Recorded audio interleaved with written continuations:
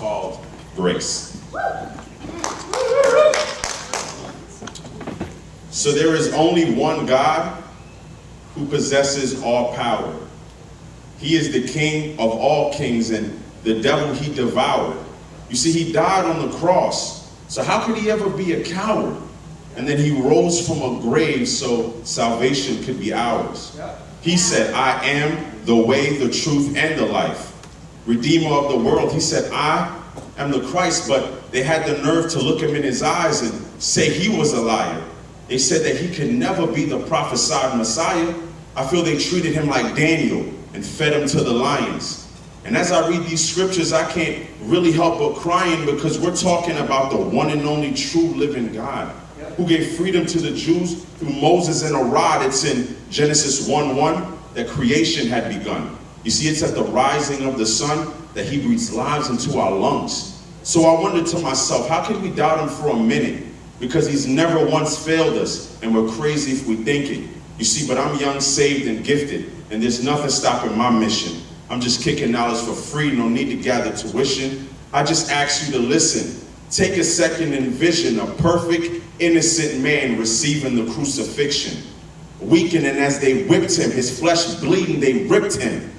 But he never once was a victim, but an ambassador for the kingdom. Now, are you willing to die? Because that's the price of the call. You see, we worship him when we rise, but we're cursing him when we fall with our microwave prayers, 3 minutes or less. Only seeking his face if it's beneficial, and yes, his grace is ever sufficient, but not to be used as permission to live our lives as we please in constant need of forgiveness. Now, where sin abounds, grace abounds much more. But see, we live in anticipation of his grace times 4. See, we believe that we deserve it. Now understand that grace was freely given and never did we earn it. When would the church learn this? Take a second, discern it. I wish I had a witness. I swear I'm preaching a sermon. Now turn from your wicked ways. Don't find a way to be wicked. Walk away from temptation and beat your flesh to submission. Because when I think about Jesus and what he has done for me, it's like falling asleep in prison and then waking up to be free. Amen. So my eyes are fixed to the heavens. His blood gives me the leverage to walk away from my sins and enter into his presence. So if I had to define grace, well, this is my definition. My diagnosis was sin, but now I live in remission. Amen. For his amazing grace had the sweetest of sounds, and it saved a wretch like me.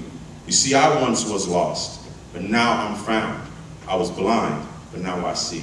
Grace. God bless you guys.